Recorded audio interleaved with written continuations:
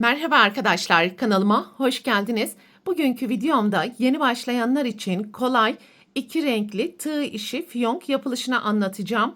Umarım sizler için faydalı bir video olur. Anlatımını yapacağım. Fiyonkları her türlü örgülerinizi süslemekte kullanabilir. İstediğiniz renk kombinleri ile örerek istediğiniz büyüklüklerde yapabilirsiniz. Anlatımını yapacağım. Fiyonkun genişliği yaklaşık 6 santimetre. Fiyonkları yaparken aynı renk tonlarının açıklı koyulu kullanırsanız daha güzel bir fiyonk elde etmiş olursunuz. Ben bu renkleri kullandım. Video içerisinde ise lila ve mor tonlarını kullanacağım. Himalaya Himagurumi marka koton ipliktir. Tığ numarası olarak ise 2,5 milimetre ile fiyonkları yapacağız.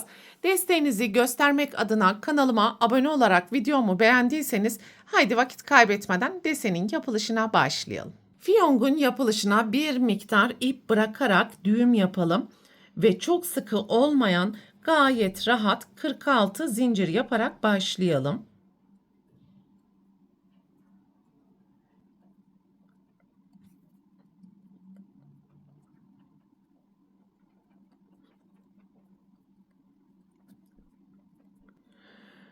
...46 zinciri yaptım ve 6 santimetre ölçülerinde fiyonk yapmak için 46 zincir yapmalısınız.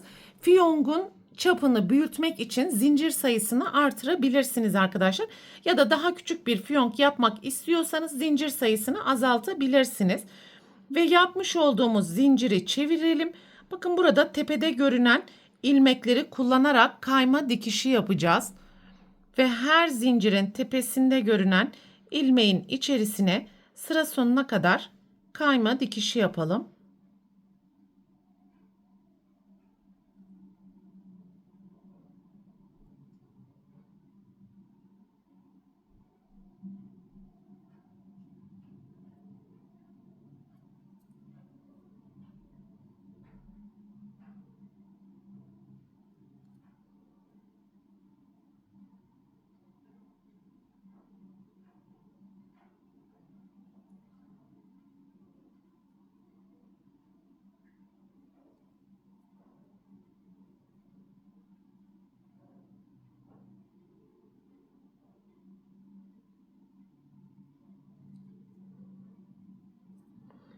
Bu şekilde sıra sonuna kadar yapmaya devam edelim. Sıra sonuna gelene kadar yan yana kayma dikişlerini yaptım ve son zincirin içerisine de kayma dikişini yaptıktan sonra bir zincir yaparak ve bir miktarda ip bırakarak ipi burada keselim.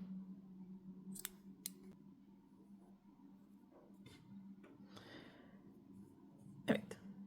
Bu yapmış olduğumuz iki ipi üstte görünen ve altta görünen ilmek ile iğne yardımıyla birleştirelim.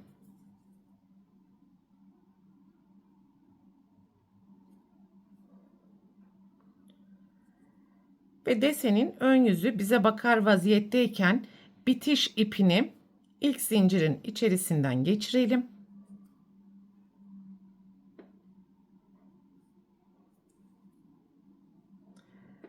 Ve arka tarafta düğüm yaptıktan sonra ilmeklerin arasından bu ipi gizleyelim.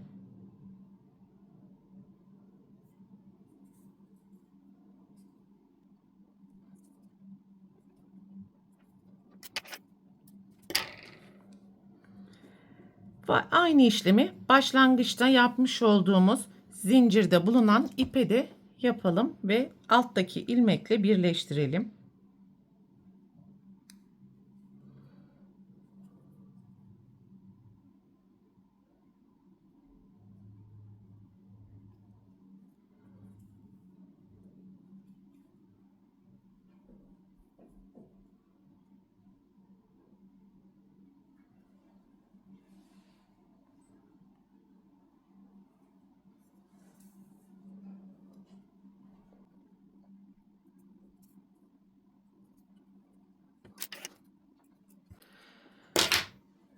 Evet, bu şekilde bir halka oluşturmuş olduk arkadaşlar. Şimdi burada anlatmış olduğum tüm kurallara dikkat ederek 2 tane açık renk ile halka yapalım ve bir tane de koyu renk ile halka yapalım.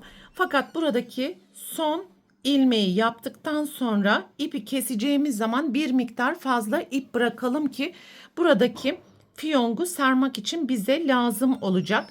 Yani 2 tane açık renk ile ördüğümüz halka, bir tane de koyu renk ile ördüğümüz halkaya ihtiyacımız olacak. Şimdi fiyonk görüntüsünü verelim. Ve burada bitiş yapmış olduğumuz yerleri orta noktaya getirmeye özellikle dikkat edelim. Evet, 2 tane açık renk fiyongu bu şekilde yan yana koyalım. Yapmış olduğumuz koyu renk fiyongu 2 açık rengin üzerine koyalım. Ve buradaki fazla ipi sol taraftaki halkanın iç kısmından geçirelim.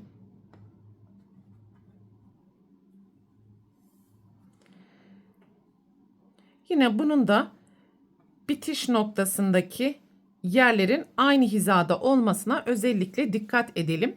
Şimdi sağ taraftaki ve sol taraftaki halkanın yan taraflarını birleştirelim.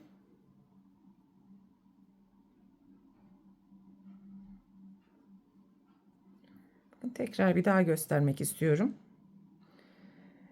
2 fiyongu bu şekilde birleştireceğiz.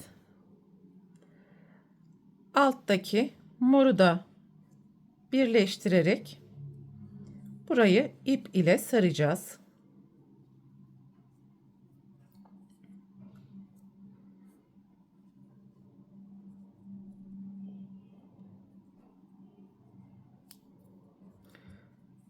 Ve buradaki fazla ipi şimdi etrafından istediğiniz kadar tur attırarak sarma işlemini yapalım.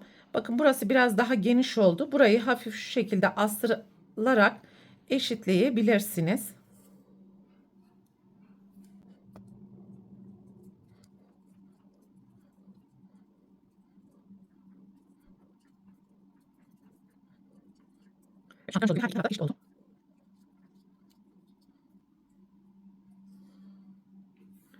Bu ipi hiç gevşetmeden şimdi iğne yardımıyla arka taraftan düğüm yapalım.